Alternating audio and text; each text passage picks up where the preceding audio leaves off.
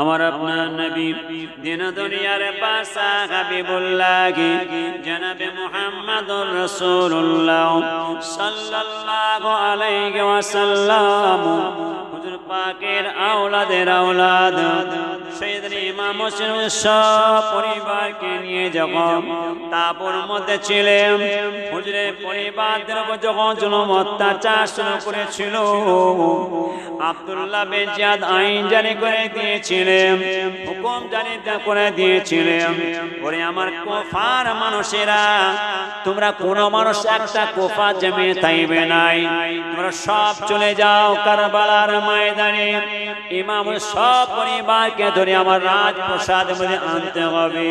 সে যে শুরু করবে কে? আব্দুল্লাহ বিন জিয়াদের অর্ডার।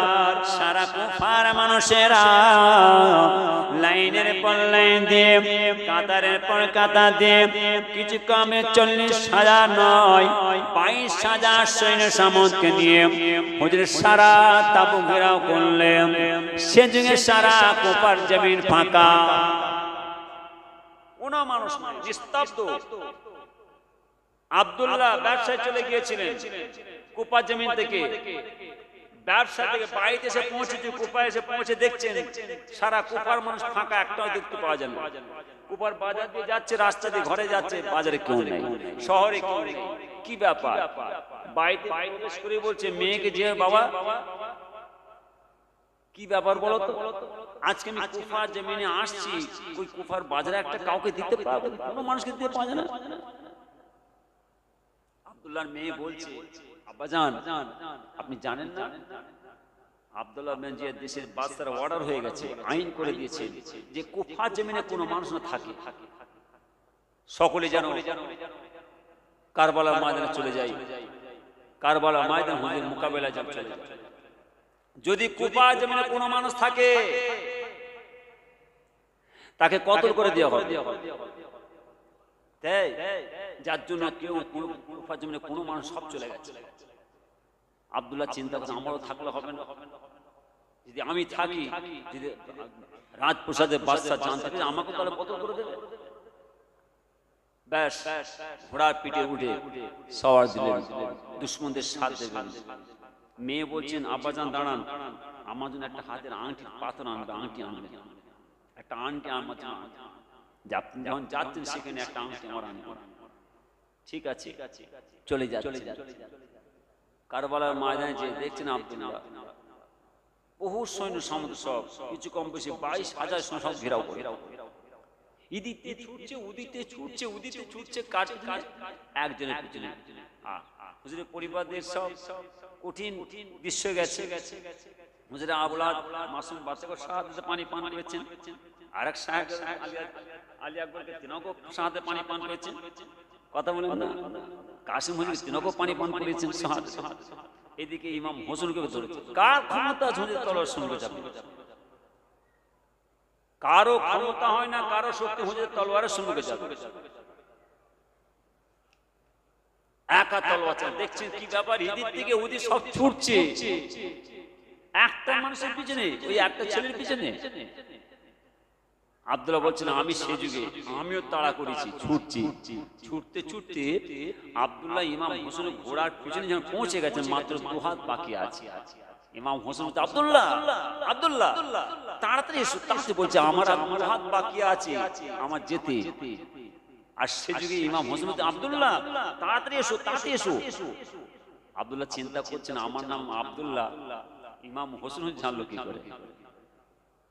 আমি সেই সময় দ্রুত গতিতে সামনাসামনি চলে যাওয়ার পরে আমাকে বলছে আব্দুল্লাহ তোমার মেয়ে একটা আংটি চেয়েছে। তো সেদিন ইমাম হোসেন হাতে একটা আংটি ছিল, আংটিটা খুলছেন, খুলে দিচ্ছেন, যাও এই আংটিটা তোমার মেয়েকে দেবে। অনেক কথা। সে যুগে যখন তুমুল আক্রমণ শুরু হবে, হুজুর তাঁবুর মধ্যে আছেন, হুজুরের মাসুম বাচ্চা কলিজার টুকরা গরিব বাপরে আলী আসগর, কথা বলেন না, সব পানি পান করলেন, কিন্তু জাইনাল আবেদিন আব্বাকে বলছে আব্বাজান একটু পারমিশন। আমার আপনার নবী দিন দুনিয়ার বাদশাহ হাবিবুল্লাহ জনাবে মুহাম্মদুর রাসূলুল্লাহ সাল্লাল্লাহু আলাইহি ওয়াসাল্লাম হুজুর পাকের আওলাদের আওলাদ সাইয়েদনা ইমাম হোসেন হুজুর তিনি সব পরিবারকে নিয়ে তাঁবুর মধ্যে আছে। হুজুরের পরিবারগণরা বলেছিলেন হুজুর কি ব্যাপার, দুশমন একের পর এক আক্রমণ করতে শুরু করেছে। যে ইমাম হোসেন তাঁবুর মধ্যে পরিবারদেরকে হুজুরের আওলাদের সান্ত্বনা দিতে লাগলেন। হুজুরের মাসুম বাচ্চা কলেজার টুকরা সাকিনা ছিল, যে সাকিনাকে খুব আদর করতে শুরু করতেন। বোন জাইনাবকে ডাক দিলেন, ও বোন জাইনাব, আমার সাকিনাকে আমার কাছে নিয়ে দাও। মাসুম বাচ্চা সাকিনাকে তাঁবুর মধ্যে হুজুরের কাছে এনে দিলেন। হুজুর খুব আদর করলেন, খুব স্নেহ করলেন। হুজুর শেষ বিদায় নিয়ে চলে যাবেন। সারা তাঁবুর মধ্যে কান্নার আওয়াজ উঠে গিয়েছে। ইমাম হোসেন হুজুর বলেছিলেন, ওরে আমার পরিবারগণেরা, ওরে আমার সাথী সঙ্গীরা, জাইনাব শান্ত হও, শান্ত হও। আজকে দিনে আমি আমার নানা জানের ওসিয়াত পূরণ করব। আজকে আমার নানা জানের ওসিয়াত পূরণ হবে। জাইনাব তোমরা শান্ত হও। তবে জাইনাব শুনে নাও, আমি তো বিদায় নিয়ে চলে যাব, আমি তো পর্দা নিয়ে চলে যাব। আমি বিদায় নিয়ে চলে যাবার পরে তোমাদের উপরে খুব জুলুম অত্যাচার হবে, খুব লাঞ্ছিত অপমানিত করবে, খুব বেইজ্জতি করবে। খবরদার তোমরা কাউকে বিচার দেবে না, পৃথিবীর জমিনে কাউকে বিচার জানাবে না। যদি তোমাদের বিচার জানাবার দরকার হয়, বিচার জানাবার দরকার হয়, যখন তোমরা মদিনা শরীফের জমিনে আমার নানা জানের দরবারে যাবে, আমার নানা জানের রওজা মুবারকের কাছে গিয়ে আমার নানা জানকে তোমরা যে বিচার দেবে, যে ইমাম হোসেন তাঁবুর মধ্যে আছে, সারা তাঁবুর মধ্যে কান্নার আওয়াজ শুনছে। অর্থাৎ জাইনাল আবেদিন বলেছিলেন, আব্বা জান, আব্বা জান, আপনি আমাকে একটু পারমিশন দেন, আমি আগে দুশমনদের মোকাবেলায় যাব। ইমাম হোসেন বলেন, না জাইনাব, জাইনাল আবেদিন শুনে নাও, তুমি অসুস্থ হয়ে পড়েছো, তুমি বিমারে পড়েছো, তুমি জ্বরে আক্রান্ত হয়ে পড়েছো, তোমার জ্বর, তোমার বুখার হয়েছে, তুমি যেও না। তুমি যদি চলে যাও তোমার আম্মা জানকে বোনেদেরকে কে দেখবে? খবরদার, খবরদার, তুমি তাঁবুর মধ্যে থাকো। যে জাইনাল আবেদিনকে তাঁবুতে বেরোতে দিলেন নাই, খুবই অসুস্থ হয়ে পড়েছিলেন, জ্বর হয়েছিল। জাইনাল আবেদিনকে তাঁবুর মধ্যে রাখলেন। বোন জাইনাবকে বলে দিলেন, ও বোন জাইনাব, আমি তো বিদায় নিয়ে চলে যাব। আমার ছেলে মাসুম বাচ্চা সাইয়েদেনা আলী আসগর বিদায় নিয়ে চলে গেছে। সাইয়েদেনা আলী আকবর তিনিও বিদায় নিয়ে চলে গেছে। আমার সাথী সঙ্গীরা কাফেলার মাসে বিদায় নিয়ে চলে গেছে। কাসেম হুজুর বিদায় নিয়ে চলে গেছে। এবার আমি বিদায় নিয়ে চলে যাব, কিন্তু তোমাদের কাছে আমার মাসুম বাচ্চা জাইনাল আবেদিনকে রেখে গেলাম। তোমরা জাইনাল আবেদিনের দিকে খেয়াল রাখবে, যে মাসুম বাচ্চা জাইনাল আবেদিনকে তাঁবুর মধ্যে রেখে হুজুর বিদায় নেবে। হুজুর আস্তে আস্তে তাঁবুতে বেরোচ্ছে। তাঁবুতে বেরিয়ে গিয়ে ঘোড়ার পিঠে বসলেন। ঘোড়ার পিঠে বসে ঘোড়ার লাগামটা খেঁচে টান দিলেন। ঘোড়া মাথা হ্যাট করলেন, এক পায়ে গড়েন নাই। দ্বিতীয়বার ইমাম হোসেন হুজুর ঘোড়ার লাগামটা খেঁচে টান দিলেন, দুই পায়ের এড়ে দিয়ে বারবার গুঁতো মারলেন। তখনও ঘোড়া মাথা হ্যাট করলেন, এক পা আগে গেলেন নাই, পায়ের দিকে তাকাতে লাগলেন। তৃতীয়বার ইমাম হোসেন হুজুর ঘোড়ার লাগামটা খেঁচে টান দিলেন, দুই পায়ের এড়ে দিয়ে বারবার গুঁতো মারলেন। তখনও ঘোড়া মাথা হ্যাট করলেন, বারবার পায়ে দিয়ে তাকাতে লাগলেন। ইমাম হোসেন চিন্তা করলেন কি ব্যাপার, আমার ঘোড়া তো আমার কথা শোনে, আমার কথা অমান্য করে নাই, আমার হুকুমে চলাফেরা করে, আমার হুকুমে অমান্য করে নাই, আজ কেন ঘোড়া এরকম দ্বারা করে? ইমাম হোসেন আস্তে আস্তে করে ঘোড়া পিঠে নামলেন। ঘোড়ার পিঠে নেবে আস্তে আস্তে নেবে, দেখতে পাচ্ছে সেই কালিজার টুকরা মাসুম বাচ্চা সাকিনা কখন তাঁবুতে বেরিয়েছে। ওই ঘোড়ার দুইটা পাকে বুকে করে জড়িয়ে বসে আছেন আব্বা জান সাইয়েদেনা ইমাম হোসেন কারবালার ময়দানে যেতে দেবে নাই। ইমাম হোসেন মাসুম বাচ্চা কালিজার টুকরা মাসুম বাচ্চাকে বুকে নিলেন, খুব আদর করলেন, খুব স্নেহ করলেন, খুব সান্ত্বনা দিলেন, খুব কাঁদতে লাগলেন। ইমাম হোসেন ডাক দিলেন, জাইনাব জাইনাব যাও, আমার মাসুম বাচ্চা সাকিনাকে তাঁবুর মধ্যে নিয়ে চলে যাও, তাঁবুর মধ্যে পাঠিয়ে দিন, যাও। আস্ত ভেসে হাজরাতে বিলালের মধুর আজান, যে আজানে ছিল এমন প্রেম মুগ্ধ রহমান। দয়ার নবীর পিছে নামাজ পড়লে কেমন হতো, দয়ার নবীর পিছে নামাজ পড়লে কেমন হতো। দুনয়নে রাসূল পাক দেখলে কেমন হতো, জন্ম আমার জন্ম আমার নবীর যুগে হলে কেমন হতো। তিনি কত আলোচনায় থাকতাম আমি অধম, সামনে রাসূল পাক হতো, পাশে সাহাবাগণ। তিনি কত আলোচনায় থাকতাম আমি অধম, সামনে রাসূল পাক হতো, পাশে সাহাবাগণ। বকর ওমর ওসমান আলী সঙ্গে কেমন হতো, বকর ওমর ওসমান আলী সঙ্গে কেমন হতো। দুনয়নে রাসূল পাক দেখলে কেমন হতো, জন্ম আমার নবীর যুগে হলে কেমন হতো। কেমন ছিল সে দৃশ্য মদিনার, দেখতেন সব সাহাবী, খেলতে শিশু হাসান হুসেন সাথে দয়ার নবী।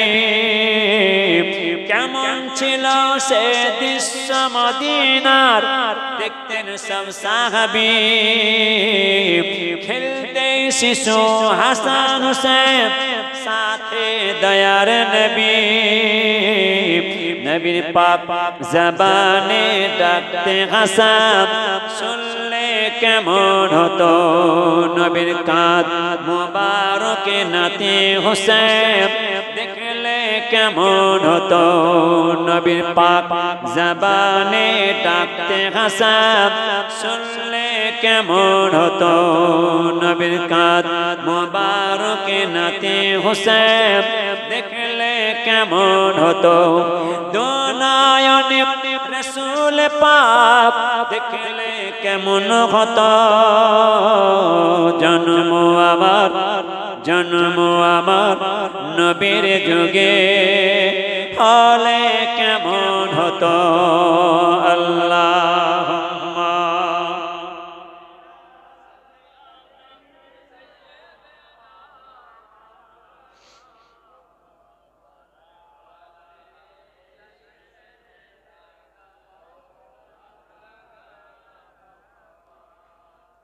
নবীজি জুব্বা দিয়ে গেছিলেন। ইমাম হোসেন বলেছিলেন, ফিরজা শোনো, গোপনে গোপনে যাবে, কেউ না দেখতে পায়, খাস করে আমার বোন জাইনাব না দেখতে পায়, আমার বোন জাইনাব না দেখতে পায়। তুমি আসতে তাঁবুর মধ্যে দেবে, সেই সন্দুকটা আছে, সন্দুকটা তুমি খুলবে, সন্দুকের মধ্যে জুব্বা আছে, একটা সবুজ জুব্বা জামা আছে, আর একটা জুলফিকার তলোয়ার নানাজান অর্থাৎ দিয়ে গেছিলেন। যে জুলফিকার তলোয়ার ছিল আমিরুল মুমিনিন খলিফাতুল মুসলিমিন হযরত আলী হুজুর রেখে গিয়েছিলেন, কিছু ওসিয়ত করেছিলেন। কথা বলেন না। নবী পাকের কলিজার টুকরা খাতুনে জান্নাত আমাদের মা ফাতেমাকে বলেছিল, আমি বিদায় নিয়ে চলে যাব, আমি চলে যাব, এই তলোয়ার এই জুব্বা রইল, খবরদার আমার ছেলে ইমাম হোসেন যখন কঠিন বিপদে পড়ে যাবে, মুসিবতে পড়ে যাবে, এই জুব্বা জামা আমার ইমাম হোসেনকে তোমরা গায়ে পরিয়ে দেবে, আর হাতের তলোয়ার ধরিয়ে দেবে। আর সেই জুব্বা জামা সন্দুকের মধ্যে আছে। আর ফিরজা যে খুলছে, সন্দুক খুলছে, বোন জাইনাব দেখতে পেয়ে গেছে। এই ফিরজা কি করছো? না হুজুর বলেছেন ওই জুব্বা নিয়ে, হ্যাঁ যাও তুমি যাও, আমি নিজে। আরে সে যুগে বোন জাইনাব আস্তে আস্তে করে, অর্থাৎ সন্দুক থেকে যখন আপনার ইয়ে বের করছে, জুব্বা তলোয়ার বার করছে, ঠিক না নিজে ভাই ইমাম হোসেনের কাছে পৌঁছে গেল। ভাই হোসেন, আমার আম্মাজান ওসিয়ত করে গেছে, আমার আম্মাজান বলে গেছে তুমি জানো, তোমাকেও বলে গেছে, ভাই বোন সব কথা চলছে, বলে গেছে আমার আব্বাজান সাইয়েদনা শের খুদা আলী হুজুর এই তলোয়ারে জুব্বা দিয়ে গেছেন, যখন ইমাম হোসেন কঠিন বিপদে পড়ে যাবে, মুসিবতে পড়ে যাবে, যখন খুব শেষ পর্যায়ে প্রয়োজন হবে, দরকার হবে, এই জুব্বা অর্থাৎ যদি ভুলেও যায় তোমরাও অন্তত তার গায়ে পরিয়ে দেবে। আমি বোন জাইনাব এসেছি, এই জুব্বা জামা তোমার গায়ে পরায়। অনেক কথা আমি ছেলেদের বোঝাতে চাইছি, কেন হিতাবতা চুরি করছো তোমরা? কোথাও বসেছো তোমরা, দুয়ার মাহফিল দিচ্ছ তোমরা, জলসা করছো গ্রামে, ইশারা সব করছো, মিলাদ মাহফিল দিচ্ছ তোমরা, কবরবাসীদের গুরবাসীদের শহাদা হুজুরদের শহীদান হুজুরদের ইশারা সব করছো। কি করছো তোমরা? সর্বনাশ, একদম না। ও দুয়ার মাহফিল করোনি তোমরা, ও জলসা মাহফিল করোনি তোমরা, নিয়মে করো। তোমরা গ্রামে দুয়ার মাহফিল করো, ইশারা সব করো, মিলাদ মাহফিল দাও, সব মাহফিল করো, নিয়মে করো, আর নাই খাতরাই পড়ে যাবে, সেখানে শান্তি পাবে না। কোনো কথা না। কি কষ্ট দেখো, পরস্পর আসছে, ইতিহাস তোমরা খোলো, আমার নবী পাকের আওলাদের জীবনীগুলো পড়ে দেখো, জীবন তত্ত্ব দেখো, ইতিহাসগুলো পড়ে দেখো। আর তোমরা পড়বে কোথায়? হাতে 24 ঘন্টা বলে দিচ্ছি আগে, তোমরা সব দেখছো, কি হচ্ছে দেখছো না? সারা পৃথিবীর জমিনে, তামাম জগতের ভিতরে।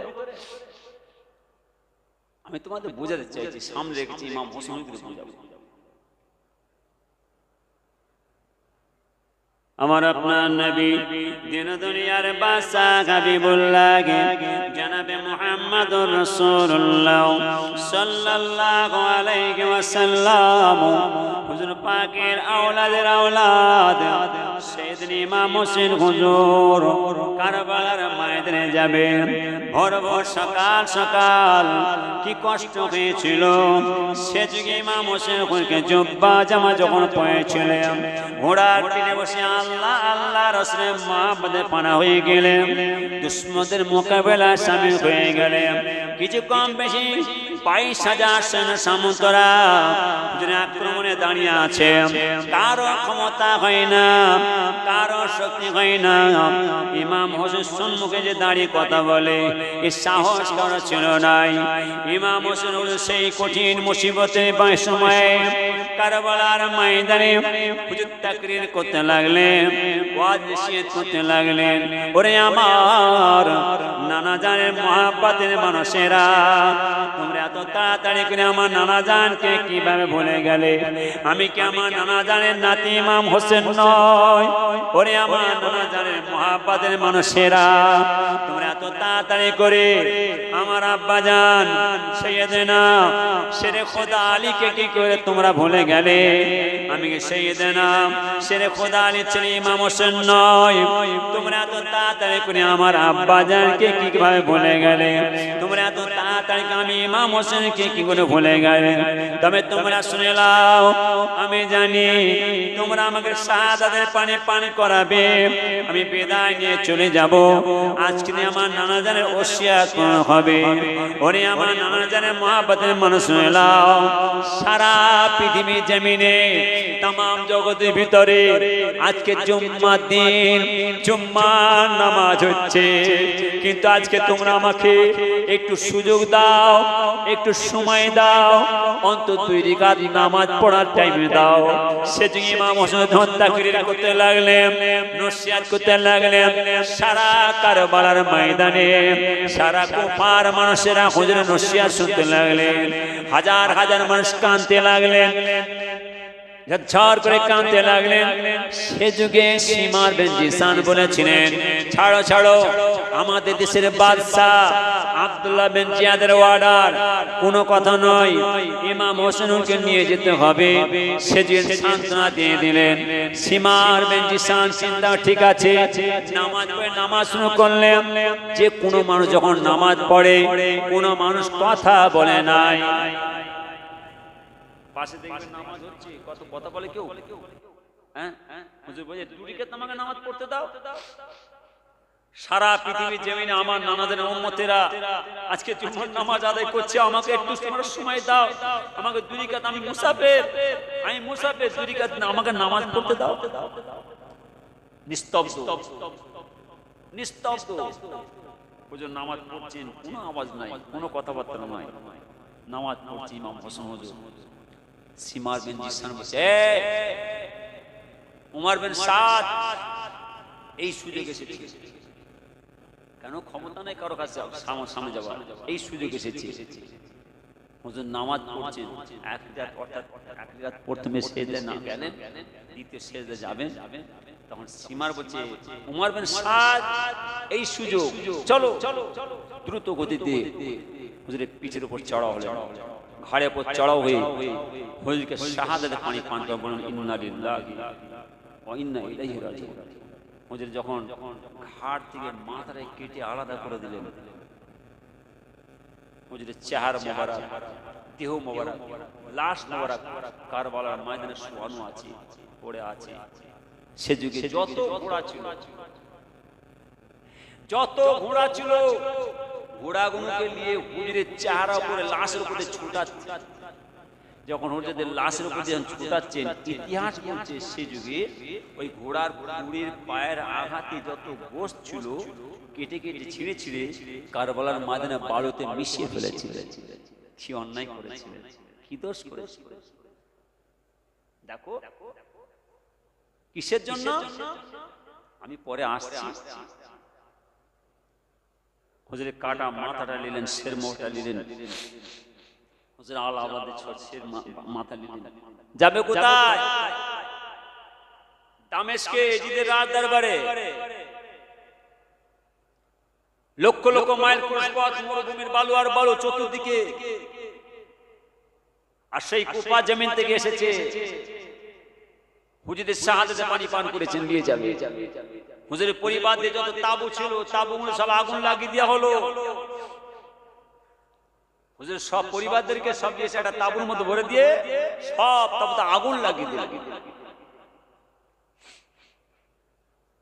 আমার আপনার নবী দিন দুনিয়ার বাদশা হাবিবুল্লাহ জনাবে মুহাম্মদুর রাসূলুল্লাহ সাল্লাল্লাহু আলাইহি ওয়াসাল্লাম হুজুর পাকের সব পরিবারকে তাবুতে টেনে টেনে বের করতে লাগলেন।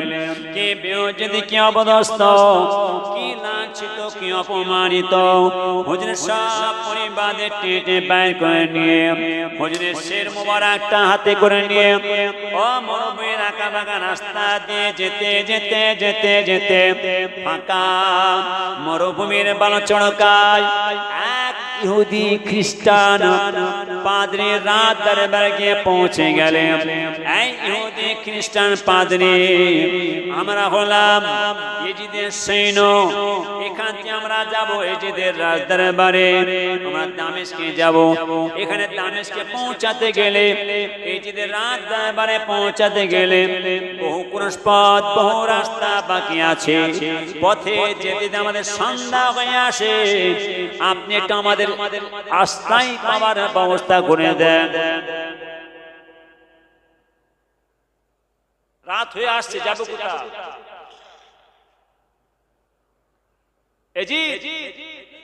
রাত দরবার অপেক্ষা করছে, সৈন্যরা আসছে।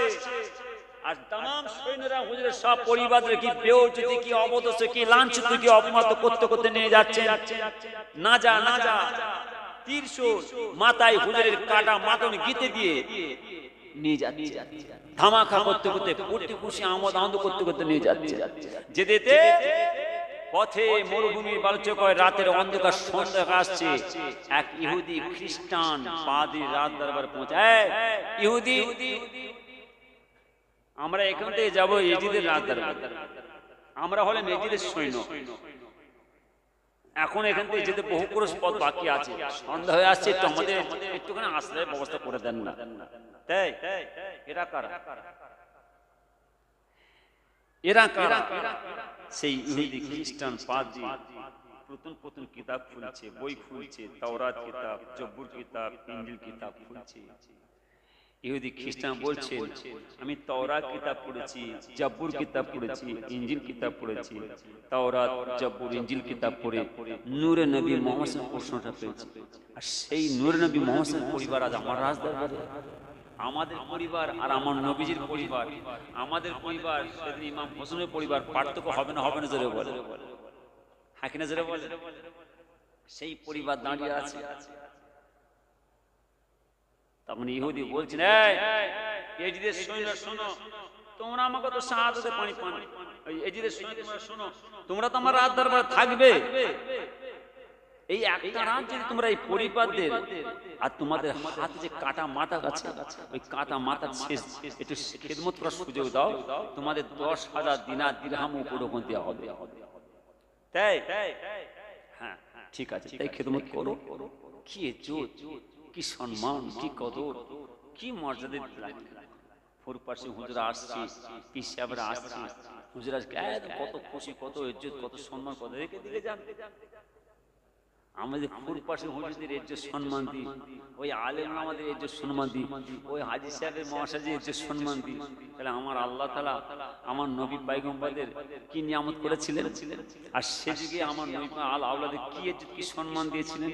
ইহুদি খ্রিস্টান পাদ্রী, আমার কথা বলেন না, তাড়াতাড়ি করে ব্যাস হুজুরের মধ্যে আসেন, আপনার আসুন, আসুন না, আপনার যান।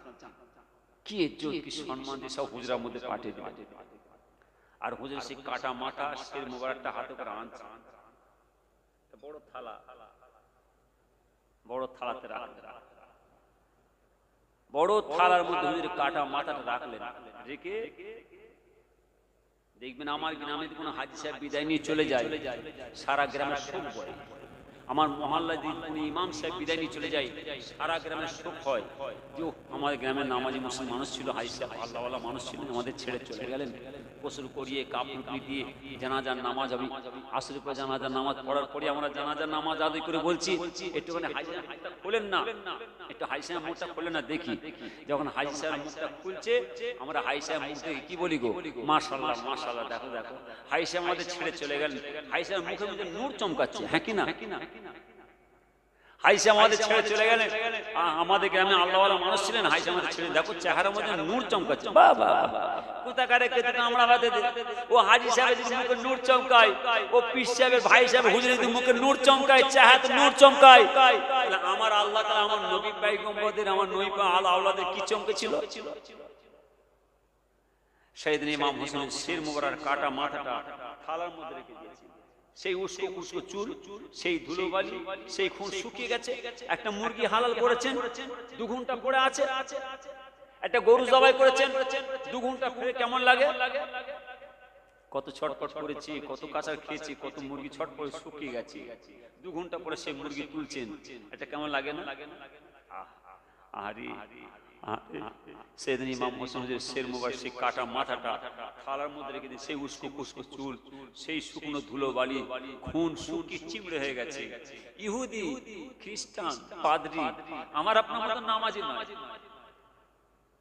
আমার আপনার মতো জুব্বাধারী নয়, আমার আপনার মতো টুপিধারী দাঁড়িয়ে নয়, আমার আপনার মতো ঈমানওয়ালা নয়। খ্রিস্টান, ইহুদি,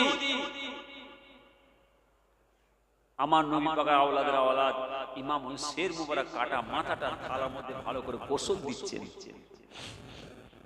গোসল দিতে দিতে দিতে দিতে দিতে দিতে ধুতে ধুতে সেই যত পানি ছিল থালায় পড়তে পড়তে সারা থালার কাঁচা লাল হয়ে গেছে। সেই দিন ইমাম হোসেন কাটা মাথাটা দিয়ে ভালো করে কাপড়ে মুছছেন। এ ছেলেরা, এ ছেলেরা, তোমরা বইগুলো পড়ে দেখো, কাঁধের জন্য তোমরা এখানে বসছো, দুয়ার মাপলে তোমরা শামিল হচ্ছ, জলসা মাপলে যে বসছো, কাদের কাজে? শোনো শোনো, হুজুরের শের মোড়ে ভালো করে কাপড় দিয়ে মুছছেন, মাথাটাকে মুছতে মুছতে মুছতে মুছতে সেই ইহুদি খ্রিস্টান পাদ্রীকে আমার আল্লাহ তাআলা দেখাচ্ছেন, কি দেখছেন? সেই ঘরের ছাদ ভেদ করে আকাশ থেকে একটা নূর, একটা জ্যোতি, একটা আলো এসে হুজুরের মুখের মধ্যে পড়ছে। একবার জোরে বলে, জোরে বলে। সেই ইহুদি খ্রিস্টান পাদ্রী দেখছেন সেই ঘরের ছাদ ভেদ করে আকাশ থেকে একটা নূর, একটা জ্যোতি, একটা আলো যখন হুজুরের মুখের মধ্যে পড়ছে, সঙ্গে সঙ্গে সেই ইহুদি খ্রিস্টান কালেমা লা ইলাহা ইল্লাল্লাহ মুহাম্মদ পড়ে ঈমান এনে ফেলেছিলেন। একবার জোরে বলে।